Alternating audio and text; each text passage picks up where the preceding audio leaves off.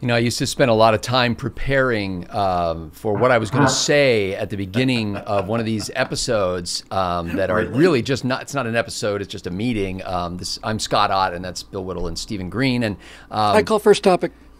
No, wait a minute. I'm in the middle of a sentence. You can't do that. There's no dibs. There's no. On the contrary, calling shotgun and things like that. There are no restrictions on calling shotgun. You can have you the have hump. to be in sight of the car, and then you can call shotgun. And I think That's it's the right. same thing. And you have to be in sight of the car of the day you're going. You can't call shotgun a day in advance or anything. See, we were such primitive people that we didn't have shorthand ways to refer to things. We would say, "I got the front seat," because if you called shotgun, there was actual firearms involved where I grew up. So. Shotgun could not be used as a euphemism. Okay, so here's the point of it. So normally I would think about like how am I going to start this, and now shotgun.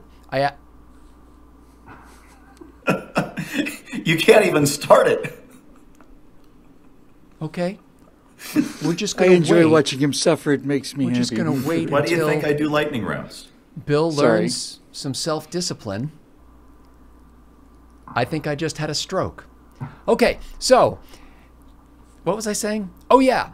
So now I actually consciously empty my mind of all thoughts before we start the episode because I don't want to be polluted by precogitation. And as you can clearly tell, I was not. And so this... you were free of thought. That's right. So Bill actually, before the show, requested politely... before we got on camera, that he might be given the right of first topic, and so right of shotgun is what I asked for. There is Bill. You deserve the right of prima topic, and so go ahead and even though this is my week to have members only, and you could jeopardize the precious 2 episodes that I have, go ahead. Since this just posted on Instapundit in the just 10 seconds, 15 seconds before we rolled camera. I'm hoping this is not it. He's mainlining Instapundit. It's got a David Burge, Iowa Hawk tweet on the front. So basically, everybody's calling themselves a socialist now, and there is a dating app for people that live in New York called Red Yenta, a new do-it-yourself dating platform. She says, I was complaining about how socialist men don't date socialist women, and it really bothers me, Iser says. So I started this capitalist system and used an app on the iPhone in order to connect. That's beautiful. In order to connect fellow travelers. But when I heard the term Red Yenta, I realized I have now encountered the most. This is of all the things in the world that I would like to least be a part of. This tops the list. Well, this is actually great because what's going to happen is this person is actually going to become relatively wealthy because of the utopian hope that people have that somehow they're going to actually meet somebody they can tolerate being in the same room with. And so they're going to buy this app, or advertisers are going to advertise on it. She's going to become wealthy. She will no longer need this app because then she will actually be desirable because she has a job and she makes money and she has self-confidence, and she will have abandoned by that time her socialist pipe dream. So you're basically saying that there are so many people around the world dreaming of a world without money that she's going to make a frickin' fortune. You can make a lot of money on those people. You surely can. Just ask Fidel. And, just ask Hillary. Just ask. Yeah, I'm sorry. I just couldn't bear the thought that somebody would get Red Yenta out of me. Oh, no. It's awesome. Beautiful. That is just the topic for you. And I say that probably because I didn't want it. Red Yenta! Red Yenta! What is that from? Tradition. It's tradition from Fiddler on the Roof. Oh, I don't even know. I've never seen that show. There's so many things I've never seen that I will go to my deathbed. It's great on stage, but even the movie, movie musicals can really be hit or miss, but that one's a hit. Tevye is just brilliant. What was it called again? Red Yenta. Red Yenta. Wow. Red Yenta. Sounds delicious. I can't wait for all the red weddings. I want to drink that in the ice-cold 8-ounce bottle. glass bottle. So because indeed it is my week, and I noticed this at the last possible minute on our calendar that I had accidentally scheduled Bill for today to have the members episode. So I went in as the man of honor and dignity and humiliation I am, and I went in and changed it back to me. These are the two topics I would like to explore this week. Number one, and I think this is going to be for members, because I think maybe the general public has had enough and our members just can't get enough. But we have now the definitive exclusive interview on a Westchester television station of Hillary Clinton saying, "I'm not running," that she is definitely not going to seek the presidency. And then she has some other equally compelling things to say. And just when I thought I was out, they pull me back in. It's going to happen. Right. It's going to happen. I was a little concerned for Bill, because I know they have this kind of symbiotic relationship, and I was concerned that I was so crushed when I heard the news. I realized now she really truly is out of the race, because if she were to change her mind, well, that'd be a lie, and Hillary Clinton just not since George Washington have we been blessed. As long as she didn't actually change her mind, but consciously lied, I think we're still okay. Mother, I cannot tell the truth. Bill chopped down that cherry tree. Which story, it turns out, was also a lie, apparently. But so anyway, I just think we should explore the possibilities of her future career, because she said she is not going to stop. She's still going to speak out. And how can she not, having been such an influence on so many women to run for office? Her historic campaign for the failed effort to reach the presidency in 2016 was an inspiration to many. Failure. Yes. And that's the kind of failure that makes many other women say, I want to be just like her. Man, Scott, you and that shiv, just deadly sometimes. There used to be all these "I'm with her" bumper stickers in L.A., and they're gone now. It's like, I'm with her. Oh, you're a loser too, are you? So, Bill, let me ask, what are the bumper stickers around L.A. now? Are there any? Have you noticed a trend? No. Curious. This is still the land, though, where you will see like a 2017 Prius, and there'll be like an Obama-Biden bumper sticker on the back of the car. It's like sun-bleached, completely washed out. Yeah.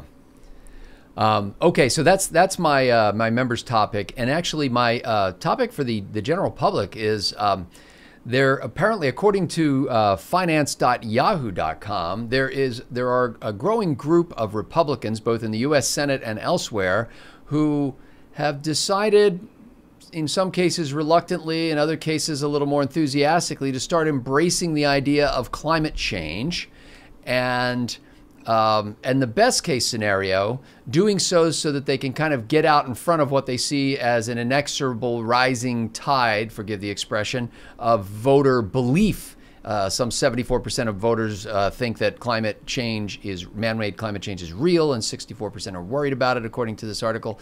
And so some of the Republicans, just being savvy politicians, have decided they need to get out in front of that parade.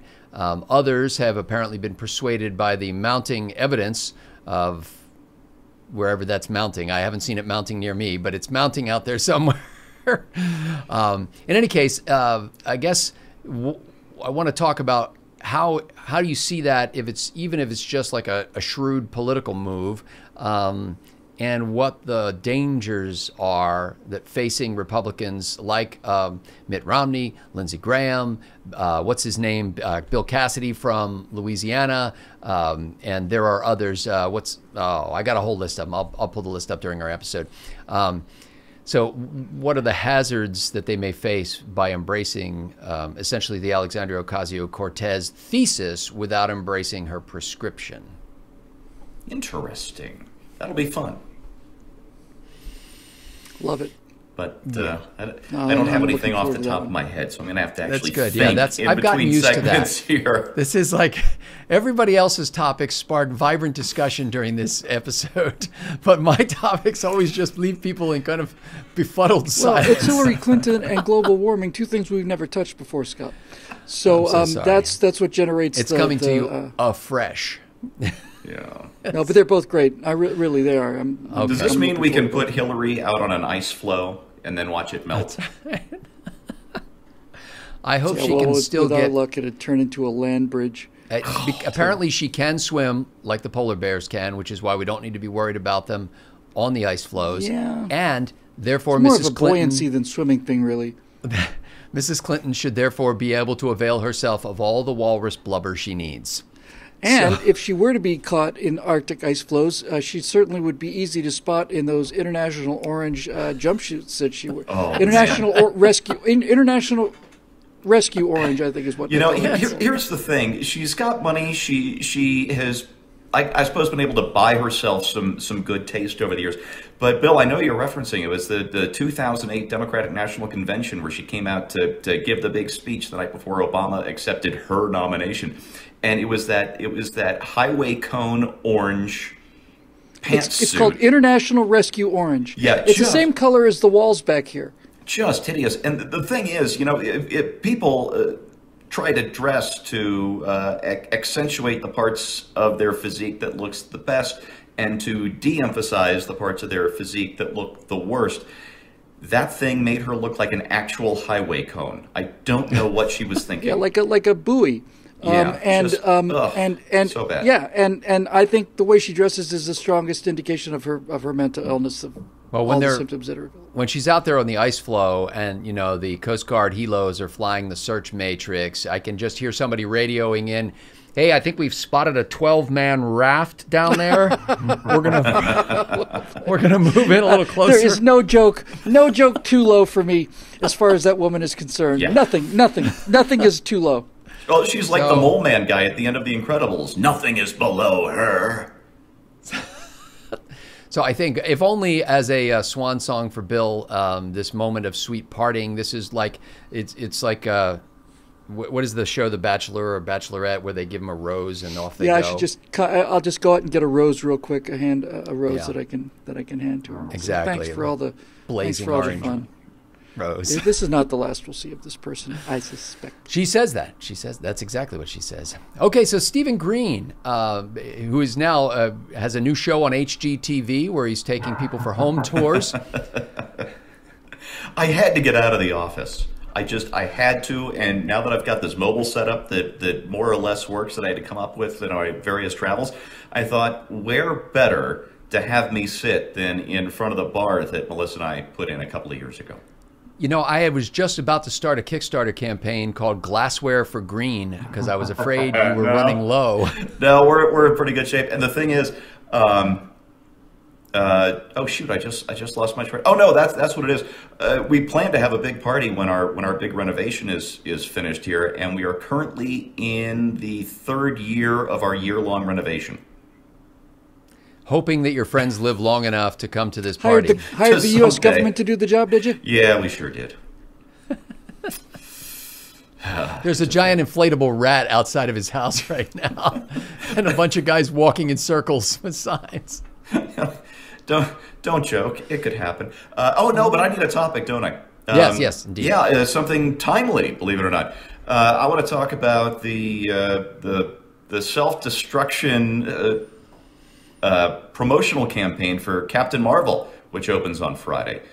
Brie Larson going on the offensive against Hooray. the Excellent. hugest I'd love to segment talk about that. of the superhero viewer demographic. I must not be in that demographic because I've missed this.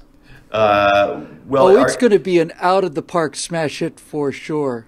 Yeah, I don't know. This week, Has anybody seen any of that trailer ever where you had one moment where you had nothing but just, I hope this person dies. I hope all of these people die, you know? Well, that's what she's saying here. She says, this was just over the weekend, I think, at the Women in Films Forum. She said, I don't need a white dude to tell me what didn't work. It wasn't made for him. I want to know what it meant for women of color. Talking about her new movie. I thought she was like Blanche Dubois. I mean, isn't she like a pale-skinned Caucasian woman?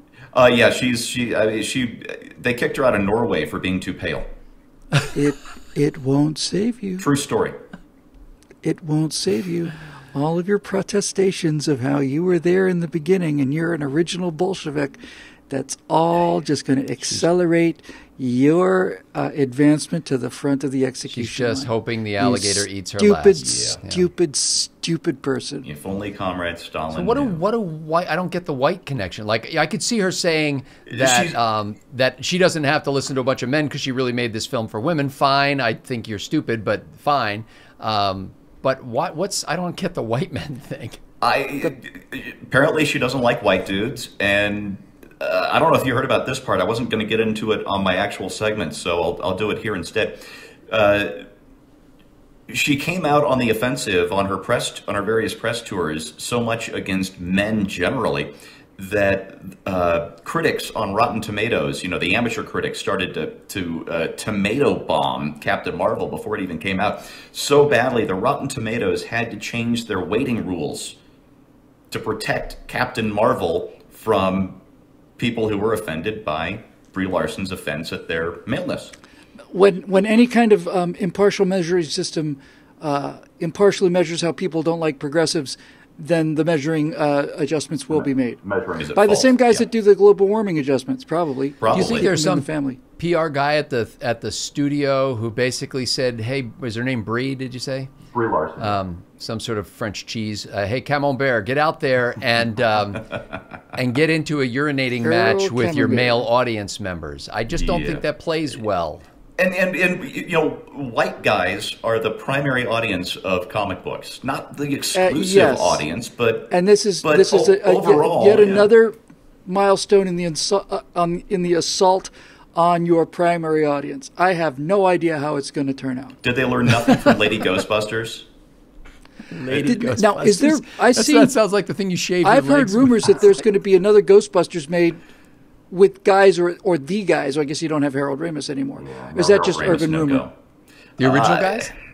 Well, except for Harold Ramis. Because I heard that the SJWs are completely triggered at the idea that they're going to make an actual Ghostbusters since Women Ghostbusters was the smash international hit that it was. It wasn't that funny. That's the thing. If you're going to do Ghostbusters, it wasn't I don't care funny. if it's male or female. It was female humor be in a frat house. Yeah. But I don't even think it was a female humor. I mean, the sense I got from it was just non-funny humor. I mean, it was that kind of humor. It was a kind of humor that doesn't generate any laughs. If you want to see women being funny in a great comedy, the plot is predictable and kind of stupid. But my wife loves The Heat with Melissa McCarthy and Sandra Bullock. Yeah, actually, that was pretty entertaining. Melissa McCarthy is a force of nature in that movie. It's hysterically funny. And Sandra Bullock, I knew she had comic chops. I didn't know she was that good.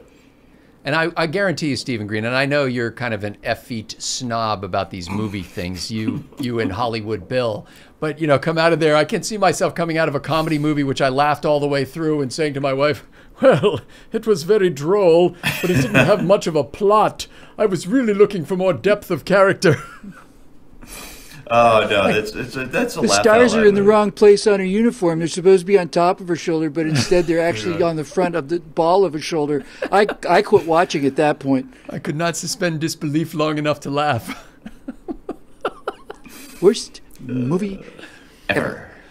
We should either do a movie reviews or we should do like an MST 3000 where we sit in front of a screen, just our silhouettes, like where all you can see is my glistening bald patch as we're staring up at a screen. Yeah, and have them mask our voices as well. Well, that too, yes. Okay, ladies and gentlemen, speaking of masking our voices, how about completely silencing them by ending this meeting post-maturely? We are grateful for those members at BillWhittle.com who have joined us in this escapade and contributed to this enterprise. And I will tell you, we are in the process of more rapidly inviting people to move over to the new beta website, which is still at this kind of funky URL that doesn't look legitimate. I didn't even tell Bill this, but Bill, I got an email this morning that basically said, I get this email from this Scott Ott character, and I wasn't sure it was legit because it didn't come from BillWhittle.com. And I wrote back and I said, thank you for your note. I'm Scott Ott, the longtime co-host of Right Angle. So I think everything's okay now. Yeah, he hadn't really noticed that there were two other rectangular spaces on the screen while Bill was there. Common mistake. That's right. But anyway, so the new site is being relatively warmly embraced. I've got a lot of members who are helping me correct its various deficiencies, and we've gotten past the correction of deficiencies for the most part, and have gotten now into the little blue pill enhancement measures so that we can make it even better than it was. And it's fun because I'm able to actually implement, I'll bet you 3 or 4 out of 5 member suggestions in relatively rapid fashion. So in any case, you look for an email in your email box if you're already a BillWhittle.com member, and this is something you may or may not know, that you signed up on our Recurly payment platform. So if you did that, you're gonna get an email probably in the next couple of days, maybe even before you see this. So if it already happened, hey, you had a heads up about it. Anyway, and it's very easy. You click a link, you put your email address in to confirm your password, and you are then able to log in at the new site and have all power and authority in the universe, or at least on the website. So anyway, look forward to that, and we look forward to making several more episodes of Right Angle this week. Thanks to the members of BillWhittle.com for making it possible. For Bill and Steve, I'm Scott Ott. Have fun. See you soon.